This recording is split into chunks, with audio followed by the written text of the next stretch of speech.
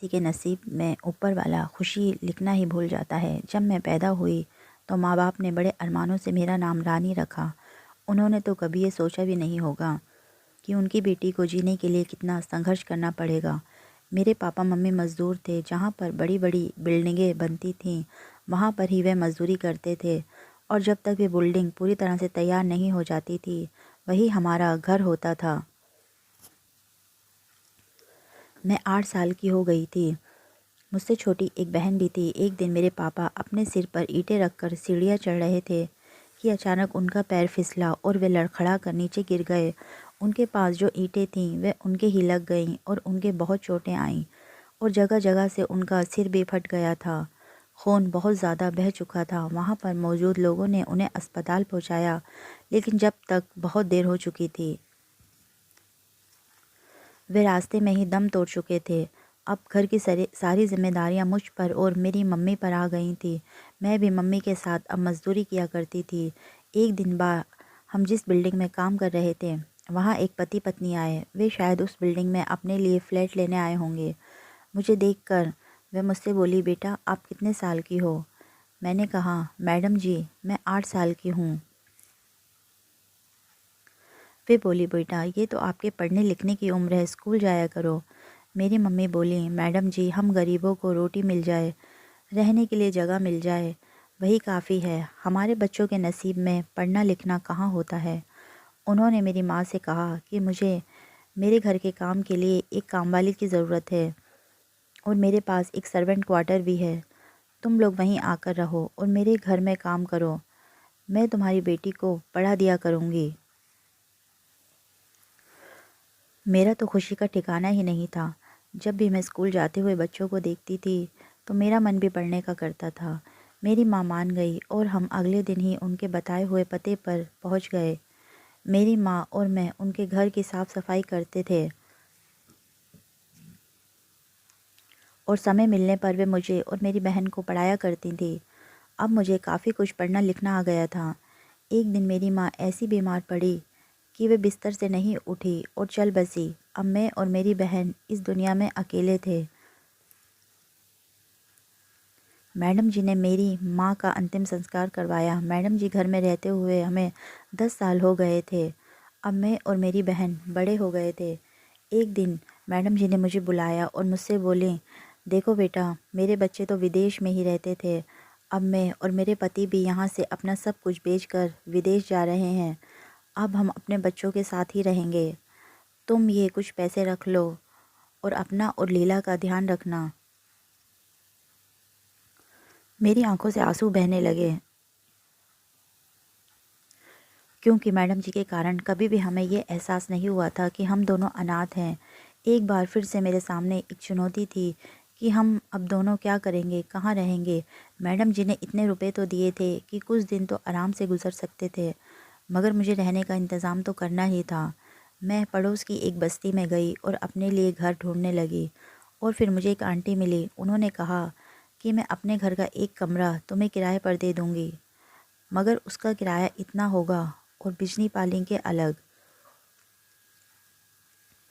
मैं मान गई। मेरे पास कोई और रास्ता भी तो नहीं था। मैं अपनी बहन और कुछ सामान के साथ वहाँ रहने आ गई। वे आंटी बहुत नरम दिल थी। मैंने उनसे कहा कि आंटी मेरा कहीं काम लगवा दीजिए। उन्होंने मुझे एक होटल पर साफ़ सफाई का काम दिलवा दिया। वह आंटी हम दोनों बहनों को अपनी बेटियों की तरह ही समझती थी। एक दिन वे मुझसे आकर बोली कि बेटा यहाँ पर 2 घर छोड़कर नीलेश रहता है, रंग रोगन का काम करता है। उसने मुझसे कहा है कि वह तुमसे शादी करना चाहता है। मुझे शर्म आ गई। मैंने तो कभी सोचा भी नहीं था कि मेरी भी शादी होगी। मैंने बोला, आंटी मैं शादी कैसे कर सकती हूँ, मेरी बहन का क्या होगा? वे बोली, तुम कौन सा कहीं दूर जा रही हो, यही पास में ही तो हो, और लीला का ध्यान रखने के लिए मैं भी तो हूँ, और हर लड़की को एक सही उम्र में शादी कर लेनी चाहिए। फिर मोहल्ले वालों ने मेरी और नीलेश की शादी मंदिर में करवा दी। नीलेश बहुत ही सीधे साधे थे। उन्हें फालतू बोलना पसंद नहीं था। सुबह अपने काम पर जाना और शाम को सीधा घर वापस आना। शादी के कुछ महीनों के बाद मैंने नीलेश को खुश होते हुए बताया कि आप पापा बनने वाले हैं। लेकिन ये बात सुनकर तो जो नीलेश ने कहा उससे तो मेरे दिमाग में बिजली ही कौंध गई। उन्होंने कहा कि देखो, मुझे बेटा ही चाहिए, मुझे बेटियों से नफ़रत है। बेटा बड़ा होकर बाप का बाजू बनता है, लेकिन ये सब मेरे हाथ में थोड़े ही है। मैंने गुस्से में कहा। वे बोला, ये सब कुछ मुझे नहीं पता। मैंने तुमसे कहा बेटा तो बेटा ही होना चाहिए।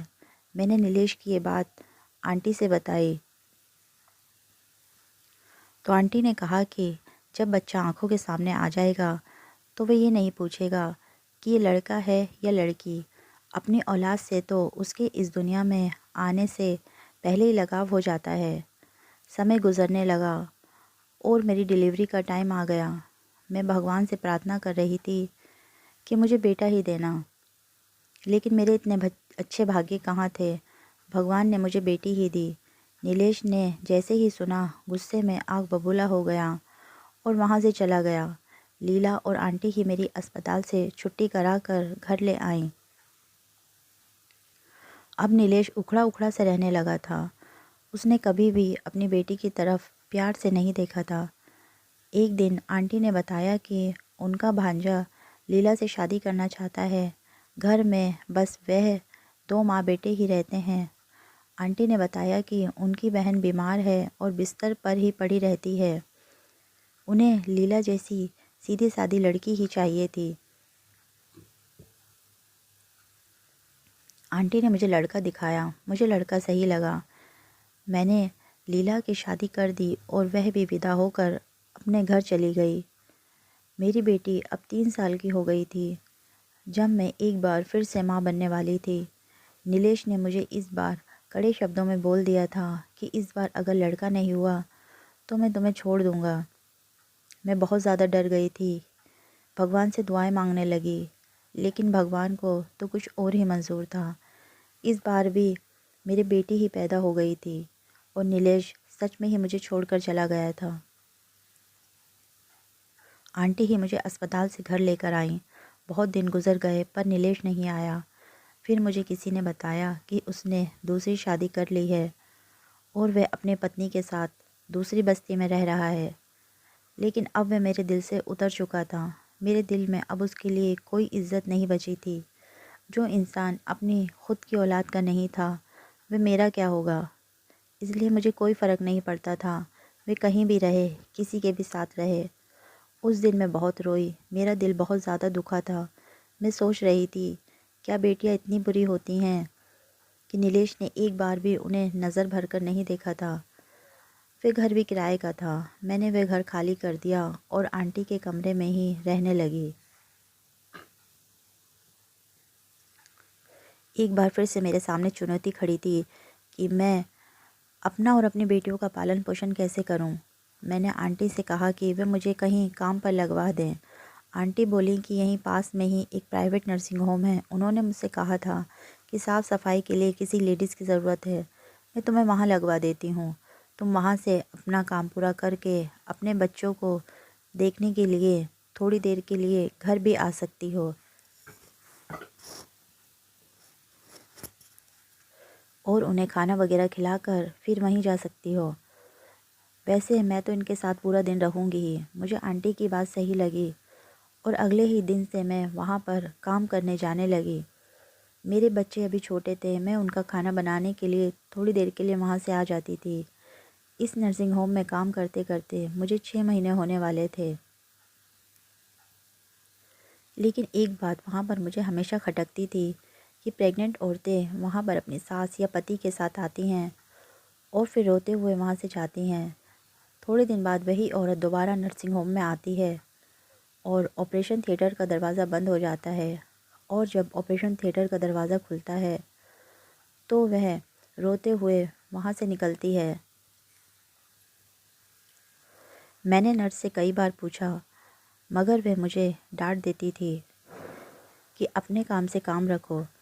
एक दिन मैं अपना पूरा काम करके बेंच पर बैठी हुई थी कि एक औरत अपनी सास और पति के साथ डॉक्टर के रूम में गई और थोड़ी देर बाद ही फिर रोते हुए कमरे से बाहर आई। वह कह रही थी कि ऐसा मत करो महेश, ये हमारी पहली औलाद है, इसे इस दुनिया में आने दो। हो सकता है भगवान हमें दूसरी औलाद बेटा दे दे। तभी उसके साथ जो दूसरी औरत थी, वे दिखने में उसकी सास लग रही थी, उससे बोली, अपनी बकवास बंद करो। सालों से हमारे ख़ानदान में पहला बच्चा लड़का ही पैदा हो रहा है। मैं क्या तेरे कहने से अपने ख़ानदान की परंपरा तोड़ दूं? और फिर ऐसे ही बातें करते करते वह लोग वहाँ से चले गए। उनकी बातें सुनकर मुझे सब कुछ समझ में आ गया था। मैं सोचने लगी कि क्या बेटियां इतनी बुरी होती हैं कि उन्हें इस दुनिया में आने से पहले ही मार दिया जाए। मेरे पति नीलेश ने भी तो मुझे 2 बेटियां होने के कारण ही छोड़ दिया था। मैंने मन ही मन एक निर्णय कर लिया और थोड़े दिन बाद वही औरत मुझे नर्सिंग होम में दिखाई दी। तो मैं समझ गई कि ये यहाँ पर अपना बच्चा गिराने आई है। जब वे लोग ऑपरेशन थिएटर के अंदर चले गए तो मैं पास के पुलिस स्टेशन में गई और मैंने इंस्पेक्टर साहब को सब बात बताई। मेरी बात सुनते ही इंस्पेक्टर साहब अपनी पूरी टीम के साथ वहाँ पहुँच गए और उन सबको रंगे हाथों पकड़ लिया और मेरी तारीफ़ करते हुए बोले, रानी तुमने बहुत अच्छा काम किया है। यहाँ पर बहुत दिनों से ये गैर कानूनी काम हो रहा था, लेकिन हमारे पास कोई सबूत नहीं था। आज तुम्हारी वजह से ही हम इन लोगों को पकड़ पाए हैं। तुम बहुत बहादुर हो। और मैं ये सोच रही थी कि मेरी ये नौकरी तो एक बार फिर से चली गई है। अब मैं क्या करूँगी? इंस्पेक्टर साहब बहुत अच्छे इंसान थे। मेरे बिना बोले ही मेरी परेशानी समझ गए। वे मुझसे बोले, रानी मेरी पत्नी प्रेग्नेंट है और मेरे घर में 2 बच्चे और भी हैं। मेरी पत्नी से घर का सारा काम नहीं हो पाता है। क्या तुम मेरे यहाँ नौकरी करोगी? मैं तुम्हें अच्छी तनख्वाह दूँगा। अंधे को क्या चाहिए, 2 आँखें? ये सुनते ही मैं खुश हो गई और मैंने चैन की सांस ली।